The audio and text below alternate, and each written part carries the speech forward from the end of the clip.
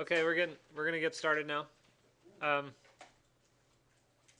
so we're moving on to the next assignment, and usually the next assignment is um, also a rectilinear form. But I think that we have enough practice with rectilinear forms that we're now going to introduce elements of curvilinear forms, and then we're going to get into some warped surfaces. Um, I'm not sure if we're going to do fully warped surfaces in this particular project. We'll see as we progress. But we're going to start to incorporate some curved forms in a very simple sense first.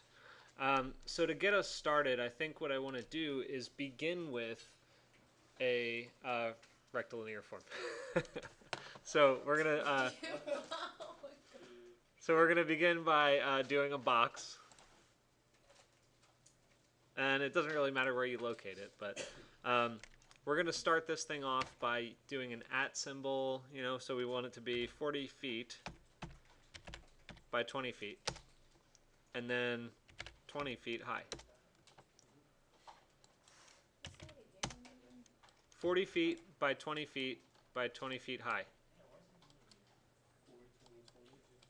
Yep.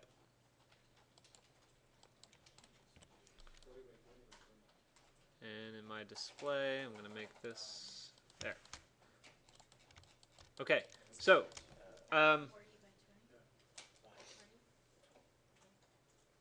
so there are a couple of things that you should be aware of when you're doing curved surfaces. To actually draw a curved surface is fairly simple.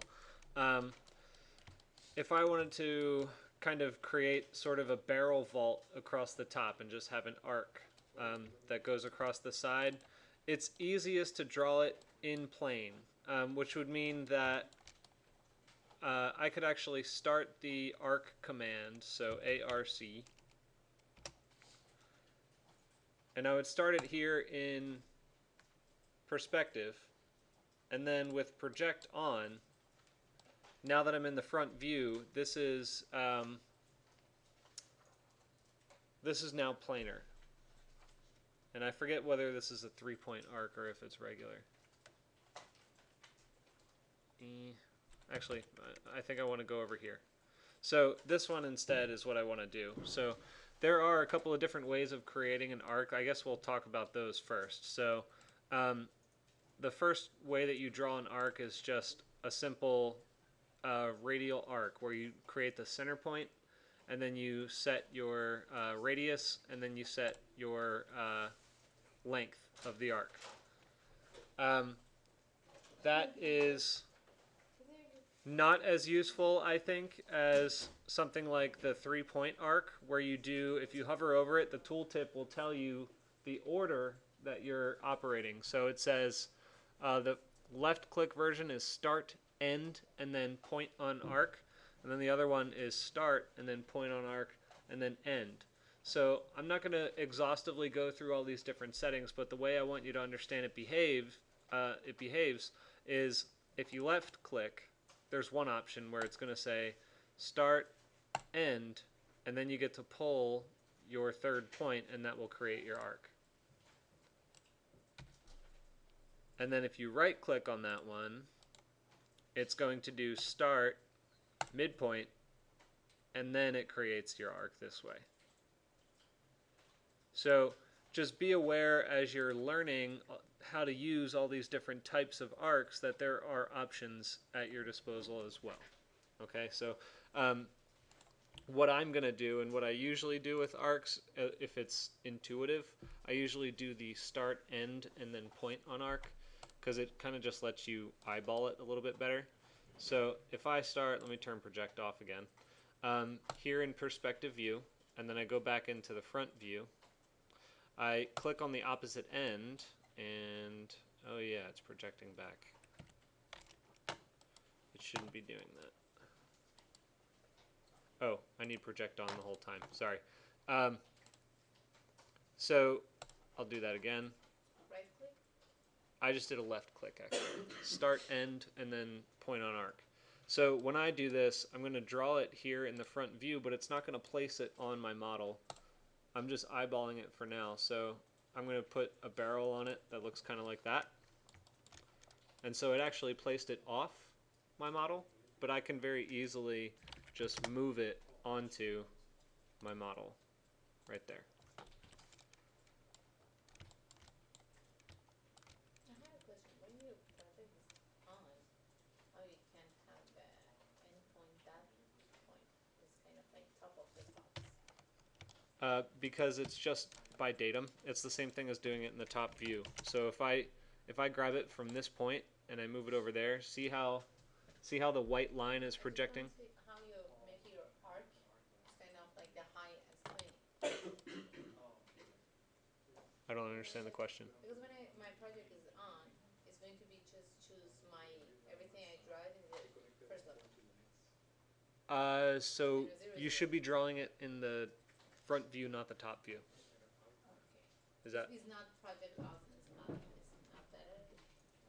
But first choose and then project on should be. If you draw, so here's the confusion. I think if you draw it in the front view, right, the way that it's actually being looked at is from this angle. Let me turn it on to parallel actually. So drawing it in the front view here means that you're actually looking at the model in this angle. Yep. And so if I go to this view and I draw my arc and project is on, it projects it to this axis. Okay. So you first you went to the front and doing it. I did it in the front view, yes. Yep. All right, so I can move, oops, move that to the edge, and so now you've got one curve on the other edge. And this is the part where it starts to get a little bit more intuitive and pretty easy. So essentially, you just grab the curve and you can copy it from one corner to the other. And so now you have two curves.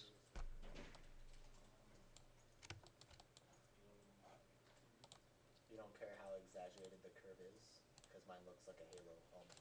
No, right now we're just kind of playing with it a little bit. We'll get into an actual assignment here pretty shortly. So with that, if you want to create a surface off of that, you have a number of different options. You can loft, you can sweep, you can use surface by curves, I think. But there are any number of ways that you can do it. I will say this, though, one of your most intuitive tools is going to be loft, because loft is essentially going to find the average perpendicular surface for any two curves in space. That command, is that just arc or arc land? I did arc. Arc, okay. Yeah.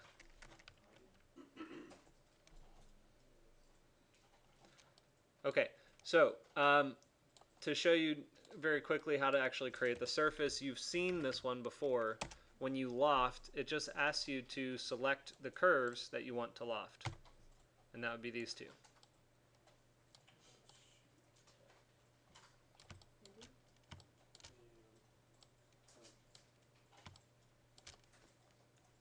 Okay.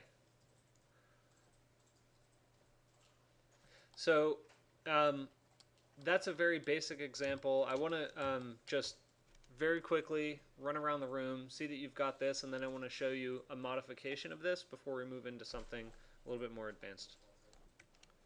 Okay, so if we're trying to create something that's a little bit more interesting than just a simple barrel vault like this, you can delete that surface and the curves are still there, right? So this is all just reiterating the same principle that your curves are still there. So it's smart to be able to control those effectively. But what I'm going to do right now is to use the same command to make a much more interesting surface, for instance. So I'm going to delete the back curve and create a line with project off across the top back edge, like that. So now I have a curve actually on that back edge like this.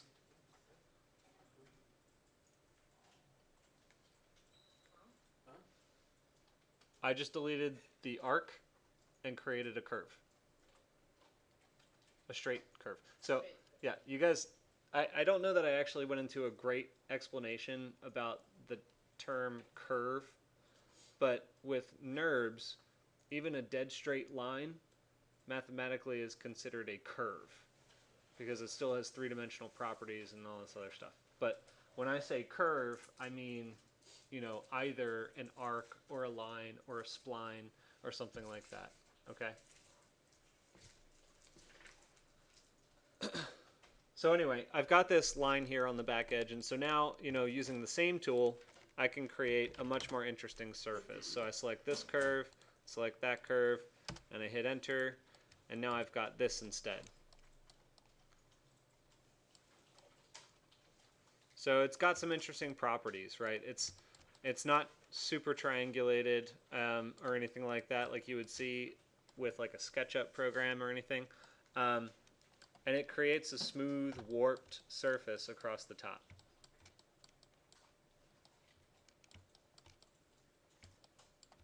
I made a wormhole. I'm pretty sure I made a wormhole. Let me see it. What I did wrong, or right?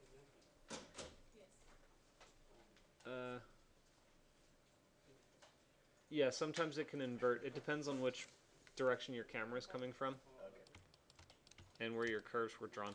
So anyway, what I'm getting at is that when you're creating a volume with a warped surface, it's not quite so easy as just executing it with one command, right? Sometimes you need to deconstruct it into components before reconstructing it into something else. And so that's what we're going to get to as we approach the next part, I guess. The next assignment is we're going to have volumes that are modified in some form or fashion. So I'm going to stop the video here for this part, and then we're going to move on to the next one. But let's keep this curve. And for those of you who have a rather extreme curve, you probably should revise it to be something. Well, actually, you know what? Delete that. Just delete it all. We're going to modify and do something that's a little more exact. Okay, hold on a sec.